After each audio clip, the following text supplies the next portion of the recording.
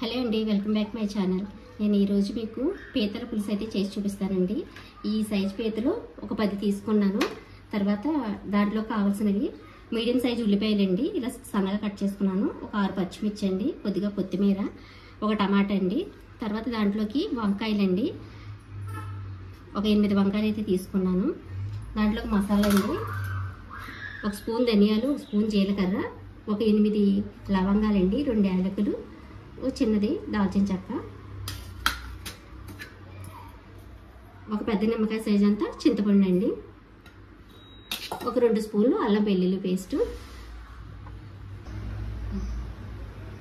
Stove మీద గిన్నె పెట్టుకొని కర్రీకి సరిపడా ఆయిల్ అయితే వేసుకోవాలండి. అందులో ఒక బిర్యానీ ఆకు ఇలా 2 ముక్కలు కట్ చేసుకుని వేసుకోవాలి. ఆయిల్ హీట్ ఎక్కిన తర్వాత ఆనియన్స్ వేసేసుకోవాలి, ఉల్లిపాయలు,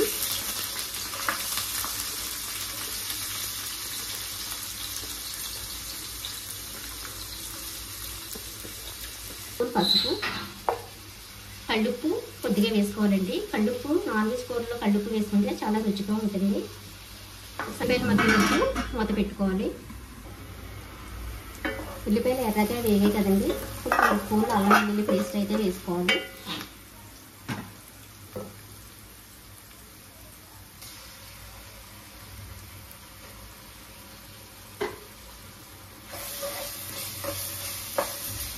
అల్లం వెల్లుల్లి పేస్ట్ వేగిన తర్వాత కొద్దిగా కొత్తిమీర అండి,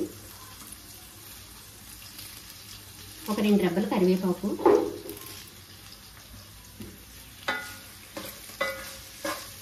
అంతా ఒకసారి కలిసే విధంగా కలుపుకొని ఒక 2 నిమిషాలు వేగనివ్వాలి. ఉల్లిపాయలు వేగిన తర్వాత టమాటా వేసేసుకోవాలండి. టమాటా కూడా ఒక 5 నిమిషాలు మగ్గిన తర్వాత అప్పుడు మసాలా వేసుకుందాం.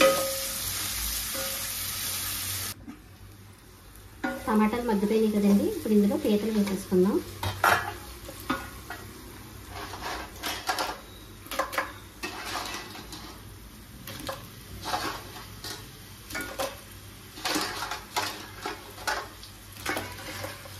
అంతా కలిసే విధంగా ఒకసారి బాగా కలపాలండి.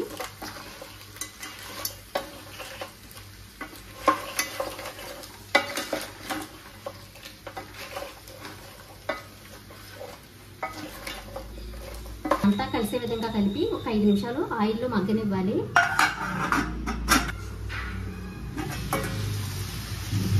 పీతలు ఈ ఆయిల్లో కొంచెంసేపు మగ్గనివ్వాలండి. ఇలా మగ్గితే నీసు వాసన అది రాదు.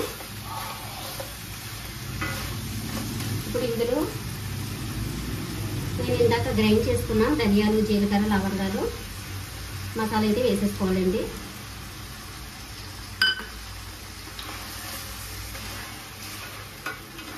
వేసిన తర్వాత అంతా ఒకసారి కలిపి ఒక 2 నిమిషాలు మసాలా అంతా పీతలకు పట్టే విధంగా ఉడకనివ్వాలి.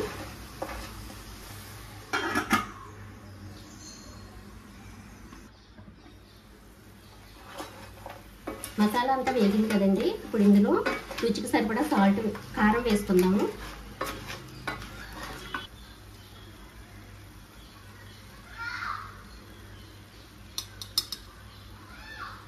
నేనైతే 3 స్పూన్లు అండి, మీ టేస్ట్కి తగ్గట్టు మీరు వేసుకోండి. అంతా కలిసే విధంగా కలిపి ఒక నిమిషం మూత పెట్టుకోండి. కారం కొంచెం పచ్చివాసన అంతా వేగుతుంది.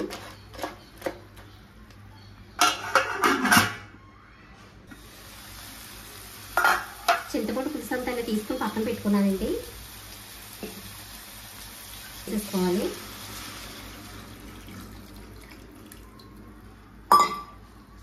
అంతా ఒకసారి కలిపి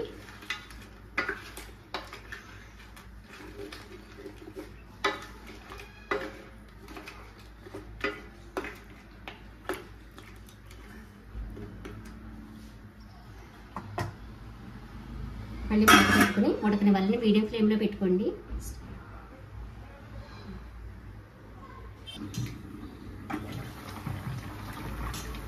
కర్రీ కొంచెం ఉడుకుతుండగా కోసి పెట్టుకున్న వంకాయ ముక్కలు వేసేసుకోవాలండి.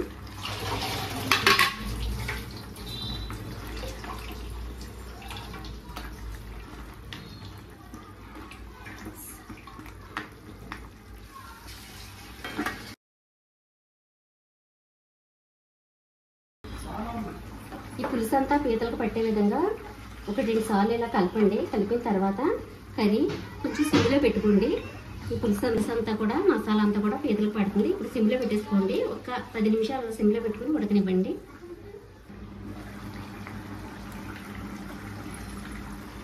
పులుసు అయితే ఉడుకుతుంది కదండి.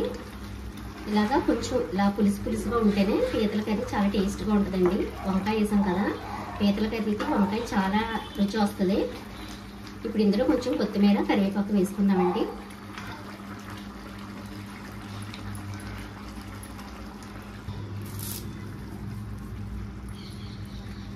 ఒకసారి కలుపుకొని స్టవ్ అయితే ఆఫ్ చేసేసుకోవాలండి. ఇలా వేడివేడి అన్నంలోకి ఇలా పీతల పులుసు వేసుకుని తింటే చాలా రుచిగా ఉంటుంది. ఏంటంటే నేను మసాలా అయితే వేరే ఇంకేమీ వేయలేదండి. ఇందాక మీకు చూపించాను కదా, అదే మసాలా అనమాట. వేడివేడి అన్నంలోకి ఇలా వేసుకుని తింటే పీతల పులుసు చాలా టేస్ట్గా ఉంటుందండి. స్టవ్ అయితే ఆఫ్ చేసేస్తున్నాను. మీ రుచికి తగ్గట్టు కారం కానీ సాల్ట్ కానీ ఏదైనా మీ రుచికి తగ్గట్టు వేసుకోండి. చింతపండు పులుసు అయితే సరిసమానంగా ఉండాలండి. ఎక్కువైనా కూడా అంత పుల్లగా ఉంటుంది, అంత రుచి అనిపించదు. ఒకసారి మీరు చూసుకుని వేసుకోండి. ఇలా వేడివేడి అన్నంలోకి ఈ కూర వేసుకుని తింటే చాలా రుచిగా ఉంటుందండి. కాకపోతే ఏంటంటే కొంచెం ఇలా పులుసుగా ఉంచుకుంటే పీత కూర చాలా టేస్ట్గా ఉంటుంది.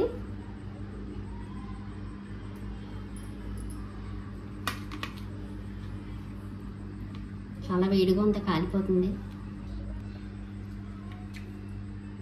కూర అయితే చాలా టేస్ట్గా ఉంది. నాకైతే అన్నీ సరిపోయి, కారం పులుపు అన్నీ కూడా సరిపోయండి. మీకు నచ్చిన విధంగా మీరు వేసుకోండి. నేను మసాలా గ్రైండ్ చేసేసాను కాబట్టి ఇంక వేరేగా అయితే వేసుకోలేదు. నా వీడియో కానీ మీకు నచ్చితే లైక్ చేయండి, షేర్ చేయండి, సబ్స్క్రైబ్ చేసుకోండి. థ్యాంక్ యూ అండి.